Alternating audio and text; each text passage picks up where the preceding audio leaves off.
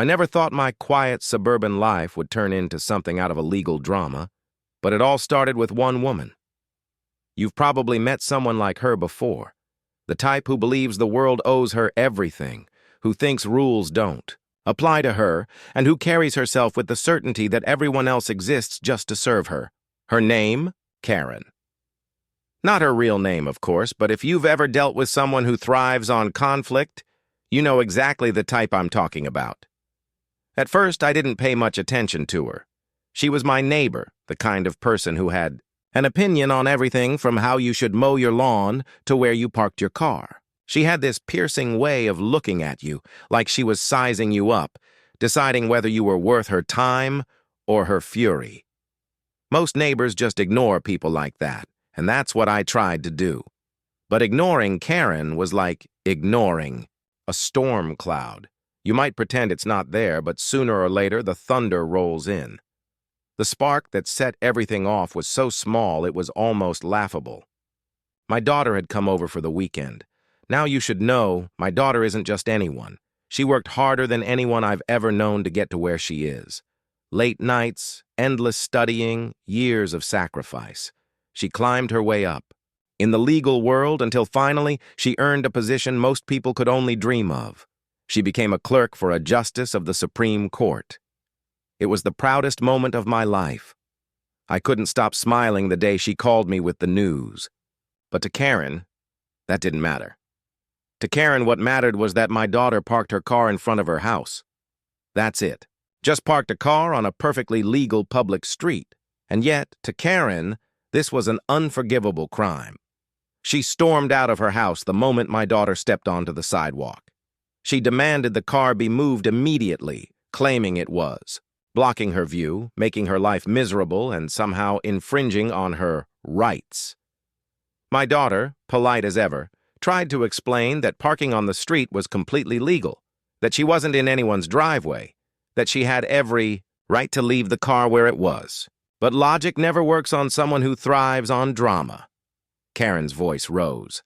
She shouted about calling the police, about getting the homeowners association involved, and then, her ultimate weapon, she threatened to sue.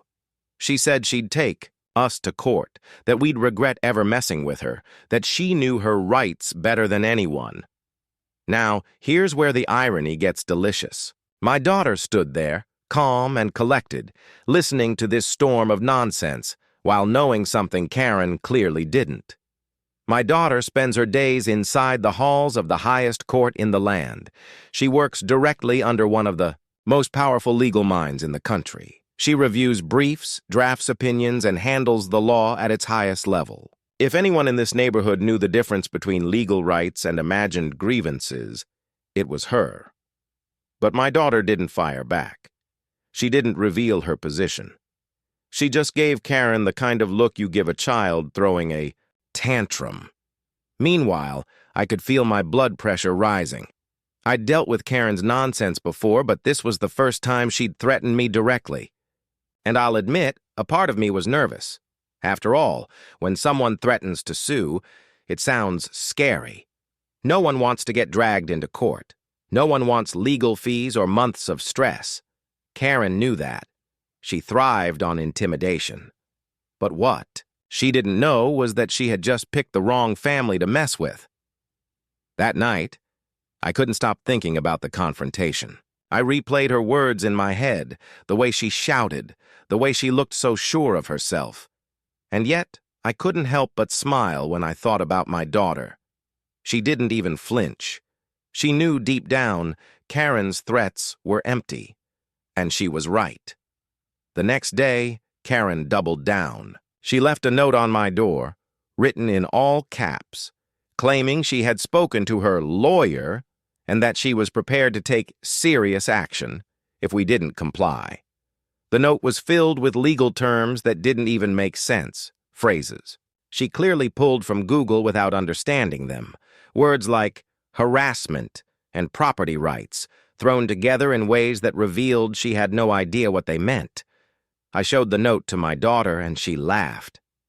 Not a cruel laugh, but the kind of laugh you can't hold back when someone makes a fool of themselves. She said, "Dad, She doesn't have a case. She doesn't even have the basic facts right. And then she explained, in simple terms, exactly why Karen's threats were hollow. Parking on a public street is not illegal. Blocking a view is not a legal claim. Harassment doesn't apply here. Property rights don't extend beyond your own land. Karen wasn't standing on solid ground. She was standing on air, puffed up by her own self-importance. Still, I knew Karen wouldn't let this go. She wasn't the type to admit defeat. She would escalate, because that's what people like her do. And in a way, I was almost looking forward to it, because while Karen thought she was about to intimidate us into submission, she had no idea she was about to walk head first into a battle she couldn't win. And that's where the story takes a turn. Because Karen didn't stop with threats. She decided to involve others. She went to the homeowners association, spreading lies about us, twisting the story to make herself look like the victim. She claimed we were targeting her, that we were causing her stress, that we were intentionally trying to make her life miserable. She even tried to gather other neighbors to join her side. And for a moment, I worried. Would people believe her? Would they see us as the troublemakers? But then, something unexpected happened. My daughter decided it was time to step in. She didn't reveal everything. She wasn't about to announce her job to the neighborhood. But she did begin to calmly, firmly, and brilliantly dismantle Karen's claims one by one. And the way she did it? That's where things get really interesting. My daughter didn't rush. That's what made her so different from Karen. Where Karen was loud, explosive, and always desperate for attention, my daughter was calm, precise, and confident. She had learned early on in her career that silence, used wisely, was more powerful than shouting. And when she spoke, people listened. The next homeowners association meeting was where everything came to a head. Karen had spread the word to as many neighbors as she could, trying to convince them that we were some sort of menace to the community. She claimed we disrespected property boundaries, that we parked illegally, that we were disrupting the peace. By the time we arrived at the meeting, I could feel the tension in the air. Karen was already standing at the front, waving papers around as if they were evidence. She had highlighted lines, underlined words, and was clearly prepared to put on a performance. As soon as the floor opened, Karen launched into her speech. She talked about how unfairly she had been treated, how we had targeted her, how we had created a hostile environment. Her voice rose higher and higher, and the more dramatic she got, the more I noticed some of the neighbors shifting uncomfortably in their seats. Some nodded in sympathy, but others seemed skeptical, and that's when my daughter quietly raised her hand. She stood up, not rushed, not defensive, just calm. She thanked the association for their time, then asked if she could respond to Karen's accusations. The room quieted immediately. My daughter had a presence that demanded attention, not because she forced it, but because she carried herself with quiet authority. She started by addressing each claim one by one. First, the parking. She explained in clear and simple language that the street was public property. No homeowner could dictate who parked there unless a city ordinance was in place, which it wasn't. She even referenced the local municipal code, quoting directly from memory. Heads began to turn. People whispered to each other. Then she addressed the supposed harassment. She calmly explained that disagreement, or even annoyance, did not legally qualify as harassment and that Karen's claim had no basis in law. As for property rights, she carefully laid out the legal definition, showing how Karen had grossly misunderstood it. The more she spoke, the more the mood in the room shifted. Neighbors who had looked uncertain began to nod in agreement. The papers in Karen's hand trembled. For the first time, she wasn't the loudest voice in the room. She had been outmatched, not with volume, but with knowledge. Karen tried to interrupt, of course. She shouted about how my daughter wasn't a lawyer, that she had no right to speak with such authority, that this was unfair. But my daughter simply paused, waited for the noise to die down, and then continued, unfazed. She didn't need to reveal her position at the Supreme Court. She didn't need to flaunt her credentials. Her confidence, her clarity, and her composure were enough. By the end of the meeting, it was clear who the neighbors believed. The president of the HOA looked directly at Karen and told her that unless she had actual legal proof of wrongdoing, the matter was closed. Karen's face turned red, her hands shook, and she stormed out of the room without another word. But of course, with people like Karen, it doesn't end there. She couldn't accept defeat. A few days later, she showed up at my door with yet another threat. This time she claimed she had officially filed a lawsuit. She waved a piece of paper in my face, demanding I take her seriously. My heart sank for a moment until I actually looked at the paper. It wasn't a lawsuit. It wasn't even a court document. It was a printed form she had filled out online, with half the fields left blank. She thought she could scare us with paperwork. My daughter happened to be visiting again that weekend. When I showed her the paper, she actually laughed. She explained to me how easy it is to find random legal forms online, how meaningless they are unless properly filed, reviewed, and accepted by a court. She assured me Karen had done nothing official, nothing that could hold weight. But then she said something that stuck with me. She said, "Dad, if she keeps this up, she might cross a line. And if she does, we'll be ready." That was the hook, because from that point on, things didn't just stay at the level of angry words and fake documents. Karen took it further. She started leaving notes on my car. She started sending me emails. She even tried calling late at night. She wanted to wear me down, to make me give in out of sheer exhaustion. And I'll admit, there were nights I sat in my living room, staring at my phone, wondering if this was ever going to end. But every time I started to doubt, my daughter reminded me of one simple truth. Bullies rely on fear. If you don't give them fear, they lose their power. And she was right. The more Karen tried to intimidate us, the more desperate she looked. Then came the turning point. Karen made a mistake. A big one. She left a voicemail, furious and out of control, in which she not only repeated her baseless threats, but also admitted she had no lawyer, no case, and was just trying to teach us a lesson.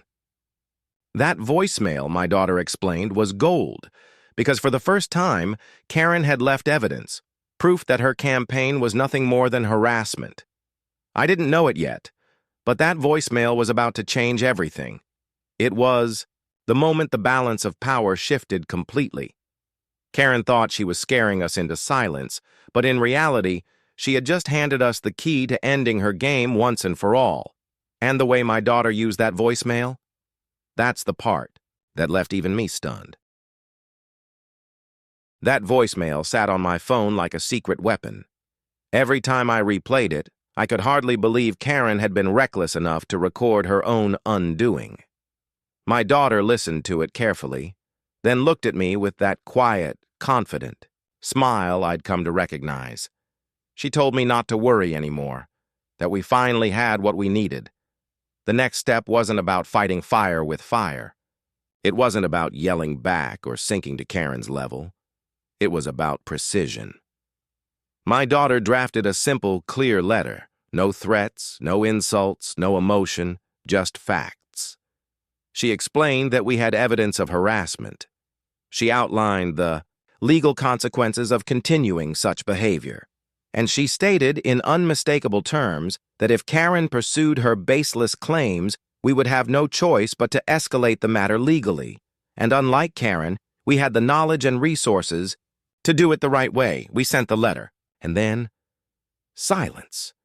For the first time in months, Karen didn't show up at my door. She didn't send emails. She didn't leave notes. It was as though the fight had drained out of her. I thought maybe it was over, but my daughter warned me to be cautious.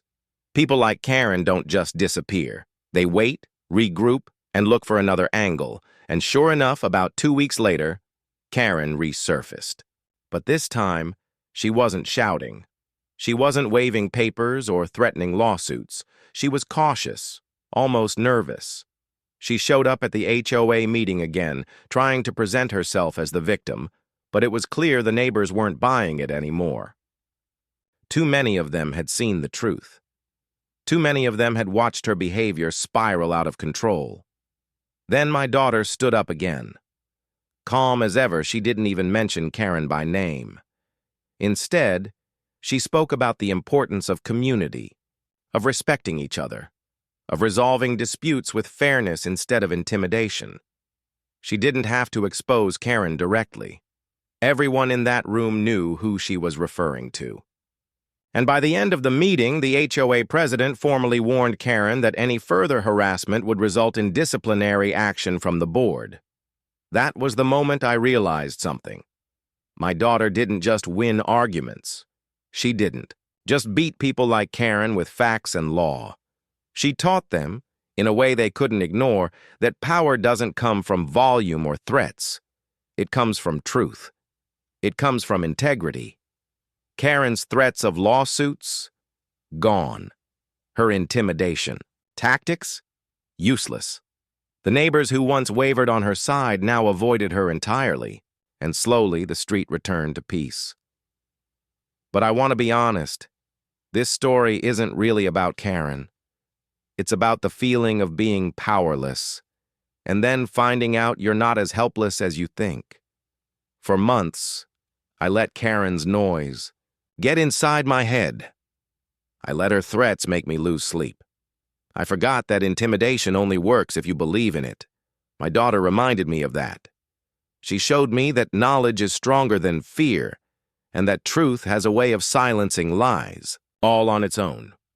The last time I saw Karen, she avoided eye contact. She hurried past my driveway without a word, clutching her purse tightly like she wanted to shrink into herself.